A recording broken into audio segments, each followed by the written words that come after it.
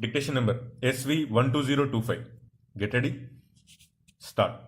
Sir, during the last few years, we have been considering this matter in various forms, at least on 2 or 3 occasions. I have an assurance to this House that we shall expedite this matter, but somehow or the other, my assurance did not produce much effect on the situation. In spite of our wishes, there has been delay. It is true that in a matter of this kind, one cannot rush and we have to give every consideration to the views expressed in this House as well as outside.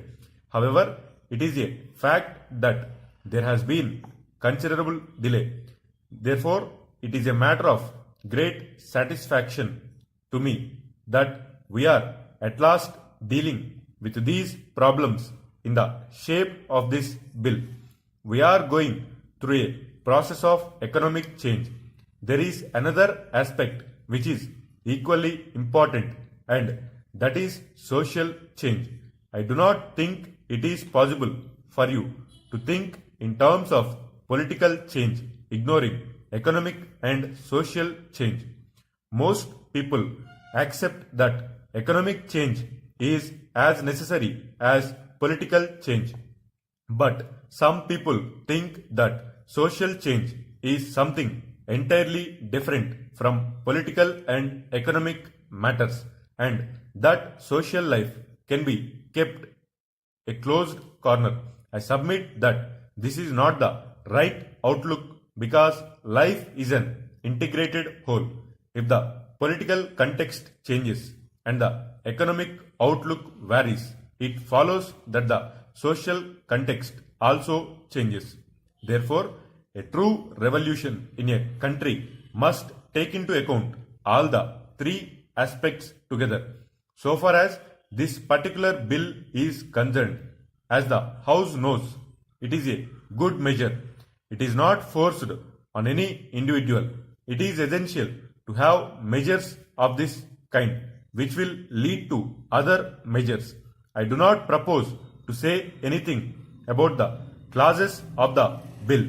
The more a society grows, the more modern it should be. That is a test of a society's growth. In international affairs, we try to avoid war as a solution of problems. In the national sphere, we settle problems peacefully. In the same way, cultured society avoids the interference of the police. It is a sign of culture of a society or nation to do away with the use of violence. Our laws and customs fall heavily on the ladies. That is why we are introducing this and other pieces of legislation. This is a voluntary piece of legislation which people may or may not accept. I do not see how anybody can object to it. I am afraid many of our people have not got over the ancient ideas. Therefore, I beg the House to take a larger view. Honorable members are aware that customs have grown up under which different standards of morality are applied to men and women. You will find women standing up for this right, though some men may challenge it because men happen to be in superior position. I hope they will not continue in that very position for all time to come.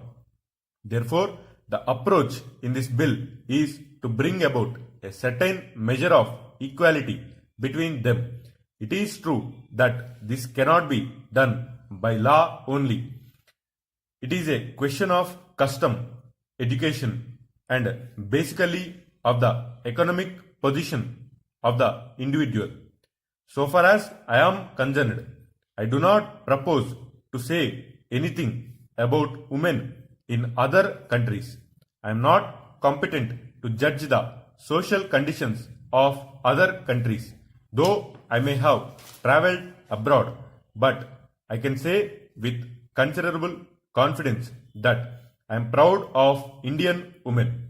I have every hope that this House will finalize this bill in the course of the next few days.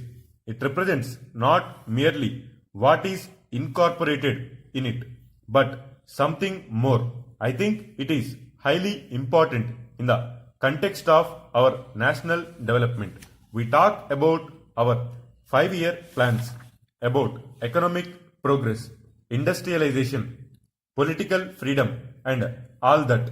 They are all highly important, but I have no doubt in my mind that the real progress of the country means progress not only on the political plane, not only on the economic plane, but also on the social plane.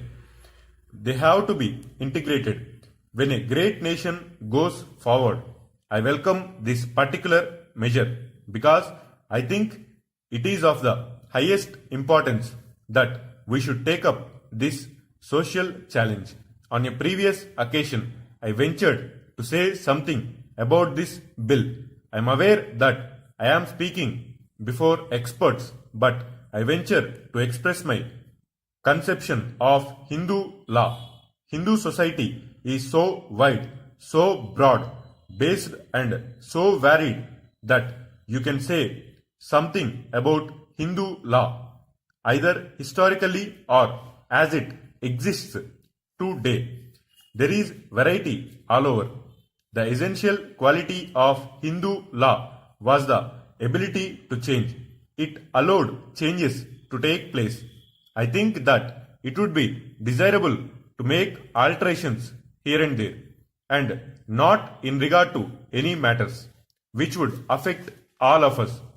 Dear friend, I am really happy to hear from a reliable source that in the new ministry about to be formed, you have been offered a place, and I entertain no doubt as to your ability to hold the highest office with distinction.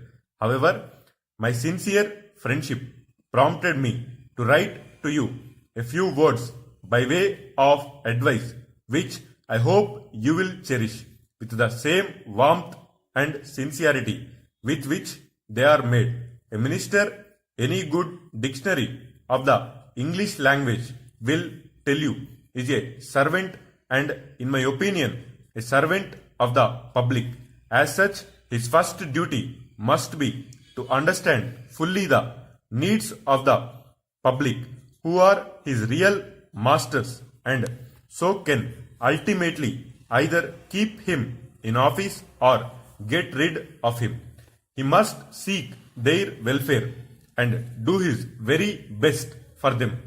A minister must have an insight into the hearts of the people and possess a high degree of capacity and capability to handle difficult situations as they arise. He must be bold and wise. A sense of humor will be immensely helpful.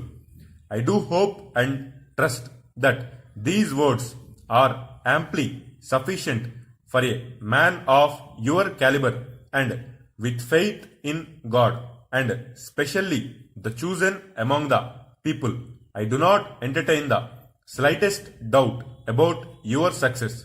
Since you are appointed as a minister for the first time, let me say this word of caution, as is usual with every politician minister. Perhaps you are also under a false notion that you can administer your department better than its administrative chief. You must curb this tendency even from the very beginning. Of course, almost unlimited power is vested in you, and you are also having an absolute majority to support you in the name of your party in all your actions.